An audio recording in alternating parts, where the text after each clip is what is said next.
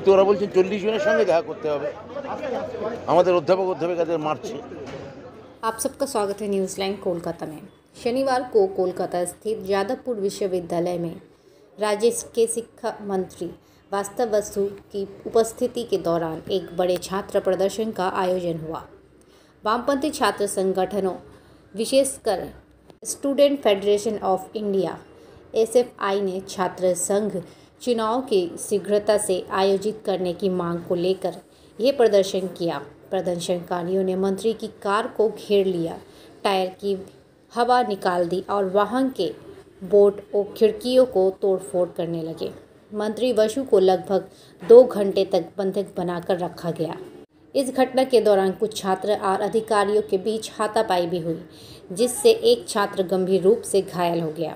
वहीं कुछ प्रदर्शनकारियों का आरोप है कि मंत्री के काफिले के एक वाहन से कुछ छात्र घायल हुए हैं।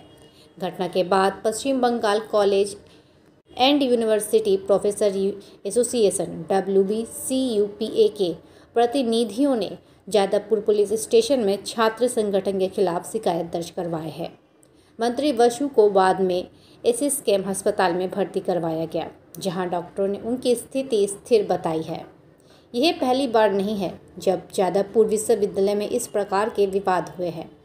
पूर्व में भी विश्वविद्यालय परिसर में केंद्रीय मंत्री बाबुल सुप्रियो के साथ मारपीट और ABVP कार्यकर्ताओं द्वारा हिंसा प्रदर्शन जैसी घटनाएं हो चुकी है।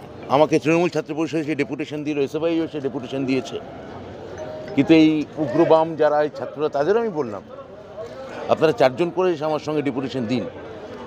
ওরা বললেন 40 জনের সঙ্গে আমাকে কথা বলতে হবে। হ্যাঁ, এবার আমি ওখানে গেছি ওয়েব কুপার প্রেসিডেন্ট হিসেবে একটা AGM করতে দলে, ওদের সঙ্গে করার কথা নয় আমার, তো আমি 4 জনের সঙ্গে দেখা করতে রাজি হলাম। কিন্তু ওরা বলছেন 40 জনের সঙ্গে দেখা করতে হবে। আমাদের অধ্যাপক অধ্যাপিকাদের মারছে, ব্যানার ছুঁড়ে দিচ্ছে, মিটিং চলাকালীন অসভ্যতা করছে।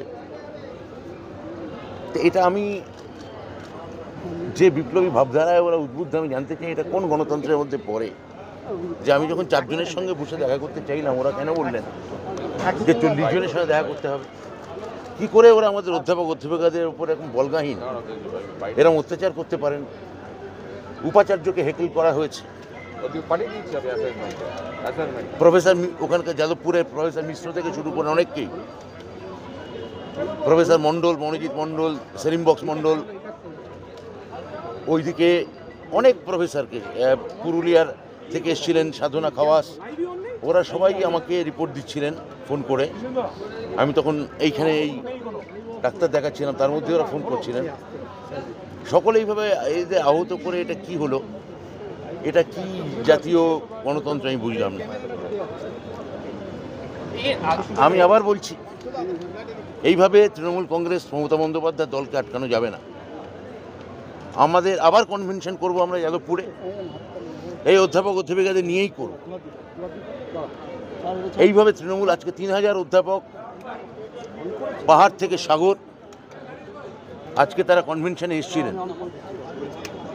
যাদবপুর বিশ্ববিদ্যালয়ের ভেতরে ছাত্রদের র্যাগিং করা হয়, মেরে দেওয়া হয়,